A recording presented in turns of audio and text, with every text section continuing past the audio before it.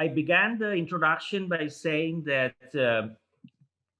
whether cognition and emotion can be regarded as like interlinked with each other, they're interacting with each other, or is it a form of synergy?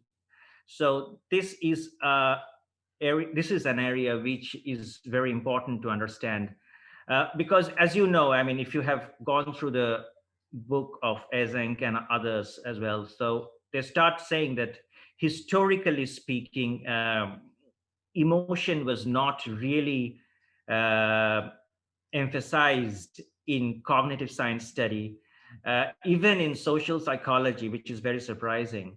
The reason being is that uh, when studying cognition, they thought that emotion would kind of interfere and would disturb the controlled design of the experiment. And that is the reason why emotion was not studied with reference to cognition. And later on, when I mean, it's not at the same time in social sciences, in social psychology as well, appraisal, emotion, and all this stuff didn't come until the concept of social appraisal came.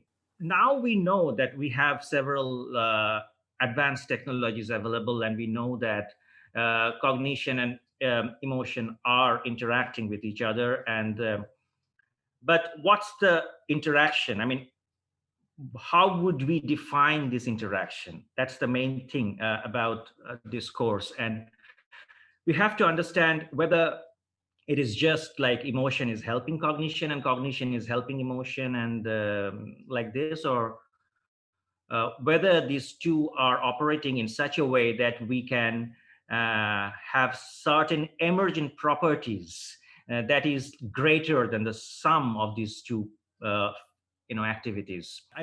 I was wondering, in relation to memory and emotion, considering how poor our pandemic year was in novelty, excitement, travel, meeting new people, etc., how much it will impact on our memories about this year in the future. Presumably, the year 2020, 2021 would seem relatively empty, and then will seem to have passed by very fast, in contrast with years full of events which would seem much longer in our time per set. Yeah, so this is also like very true, because in the sense that what Eagleman has suggested, and there are other papers as well, I can give the references, that novelty, there was this very good paper by Judith Skomaker and Majin Mitter, novelty enhances visual perception, which really emphasizes Eagleman's views. Now the thing is, one thing that you need to understand here is uh, novelty seeking and the type of the novelty that one has, that one considers as novelty, differs from individual to individual, right? So the ways you think that novelty can be attained can differ from one person to another. Now if you ask me, like I had been recently saying my friend that I really hope that this lockdown continues, and my friend says, just don't, please don't say this to people and to the general public and you will be trashed. Now the thing is, I found that this is such a great opportunity to explore new avenues, and I read a lot, tried to improve myself, researching and reading several. I was like literally sitting in my study from morning to night, doing nothing apart from just reading. Some days, not all days, but uh, that day was far from being boring, because I had so much to know, so much to learn, and so much to go through. That novelty for me was different, maybe, but with reference to some other person. Like when you meditate, for example, like hours together, days together, uh, what kind of boring life that could be. I mean, people might be astounded to see. I mean, life would be like feel like moving very fast at that point of time. But it's might be not true. I mean, I'm not a meditator, but I mean, it can be like meditation, days together, I mean, hours together, can have this different incentive. I mean, people can get new kind of novelties during meditational practice. So it varies from person to person, and it depends whether 2020-21 will be remembered as a very fast flowing year, or have to understand that there's no single way to measure emotion, like the brain imaging, fMRI, PET, and others, which you must be knowing. And then there is this GSR, and there's cardiac rates and all this stuff. They we are trying to measure these responses. There is eye tracking as well, and so it depends upon what you are wanting to study. So, for example, I did extensive eye tracking works on emotion and attention, especially with reference to paintings and facial expressions. So eye tracking comes, I mean, so I have done a very recent eye tracking study on uh, the concept of rule of thirds in painting, which generates an aesthetically pleasing image. I mean, based on the Renaissance theory of golden ratio. So that said that the center of interest in a painting should not be placed in the center. So Mhm. I did an experiment with 72 masterpiece paintings, and with 50 participants, and try to understand what was the basis behind the rule of thirds. So it was eye tracking all along. I did a second experiment in my previous postdoctoral tenure on electroencephalography. That was like a 128 channel high density electroencephalography work that I did, where I showed people nine different emotions as classified by the Indian system of classification of emotions, which is, by the way, quite different from the Western classification of emotions. It is called the Navarasa, or the nine emotions. They have got nine emotional states, and they say that they have a very intricate connection between two different aspects. One is called bhava, another is called rasa. So, based on that classification, I showed them some Indian films, uh, Bollywood Hindi movies, and tried to understand the frequency domain picture of the brain when it comes to appraising these different emotions. That paper you can get has been recently published by Springer Nature in as a book chapter in 2020. Yeah. Thanks for your question. I mean, I think this is the only question that came with reference to my study. So this is actually what I've been doing for the last 3 years. So it will take some time to explain about the rationale behind the studies. But to put forward the basic rationale is that I'm not studying emotions here, actually. What I'm trying to study is self-construal, which means that how people respond to the world around them.